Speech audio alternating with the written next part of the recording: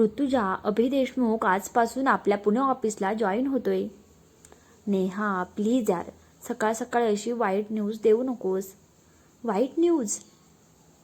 अरे तो कंपनीचा बेस्ट प्रोजेक्ट हेड आहे. हो ना, आणि तितकाच खडूस पण आहे. मुंबईतल्या सगळ्यांनी सांगितले मला. तुला सगळ्यांनी सांगितले, पण तू स्वतः पाहिले का त्याला?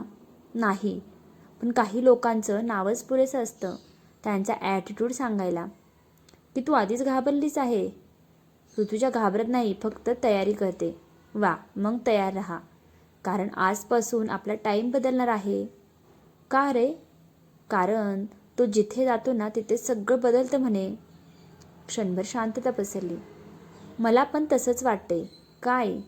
जणू काही तो येणार आहे आणि काहीतरी मोठं होणार आहे. ओहो, सुरुवात झाली. ऑफिसमध्ये नाही, तुझ्या मनात स्टोरी सुरू झाले. मस्करी करतो, पण मला ना काहीतरी वेगळंच फील होते. चल बघू मग, तुझा खडूस बॉस हिरो निघतो की विलन? हळू आवाजात. कधी कधी विलनच सगळ्यात मोठा ट्विस्ट देतो. शांत. दरवाजा उघडतोय. तो आला बहुतेक. ऋतुजाचं हृदय जोरजोरात धडधडत. हो, आणि आता सगळं बदलणार आहे. दरवाजा हळूच उघडला. एकदम सगळीकडे शांतता पसरली. ब्लॅक फॉर्मल सूट, पांढरा क्रिस्प शर्ट, हातात घड्याळाचा हलकासा चमक, उंच smart personality,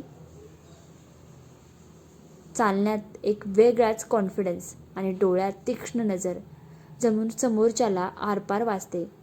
good morning everyone. त्याचा आवाज खोल, शांत, पण तरीही कमांडिंग. ऑफिसमधले सगळे एकदम सरळ उभे राहिले. ऋतुजाचं लक्ष मात्र त्याच्यावरच खिळून राहिलं होतं. हा खडूस, ती मनातच पुटपुटली. इतका हँडसम. अभिने एक नजर सगळ्यांवर फिरवली. मी अभि देशमुख, आणि मला एकच गोष्ट आवडते, ती म्हणजे परफेक्शन. तो पुढे चालत आला, प्रत्येक डेस्ककडे नजर टाकत. अचानक तो थांबला. यू? सगळ्यांचे श्वास थांबले. हे काय आहे? त्याने एका एम्प्लॉईकडे बोट दाखवत विचारलं. सर, मी आज जरा. आवाज थोडा कडक झाला. ड्रेस कोड वाचला नाही? ऑफिसमध्ये पूर्ण शांतता. ही कंपनी आहे, कॉलेज नाही. इथे प्रोफेशनलिझम दिसायला पण हवा. तो एक पाऊल पुढे आला. उद्यापासून मला एकही माणूस ड्रेस कोडच्या बाहेर दिसला तर डायरेक्ट ॲक्शन होईल. क्लिअर? Yes sir. ऋतुजाने नकळत श्वास घेतला. हा तर खरंच खडूस आहे, ती मनात म्हणाली. तेवढ्यात अभिची नजर तिच्यावर स्थिरावली.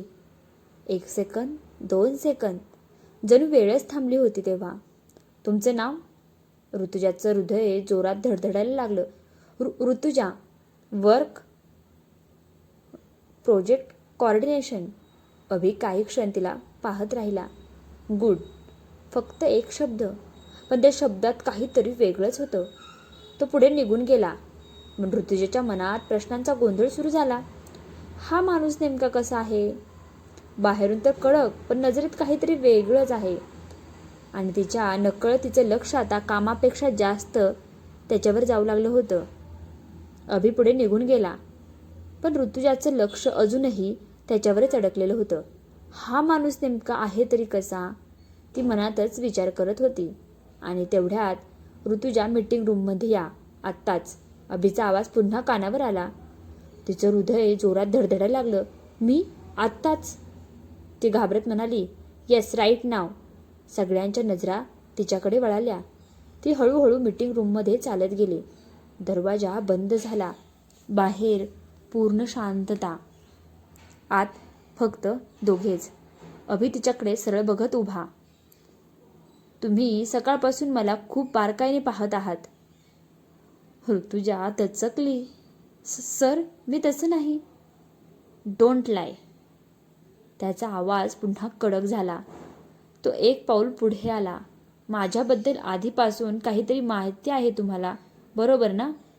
ऋतुजाचे हात थरथरायला लागले. सर, मी फक्त. बस. तो अचानक शांत झाला.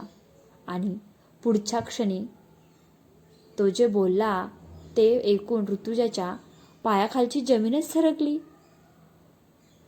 पुढच्या एपिसोडमध्ये अभि ऋतुजाला असं काय सांगतो की तिचं आयुष्य बदलून जातं. आणि त्याला तिच्याबद्दल आधीपासून काय माहिती आहे. कमेंट करा, तुम्हाला काय वाटतं. अभि हिरो आहे की विलन हे सुद्धा नक्की कमेंट करून सांगा.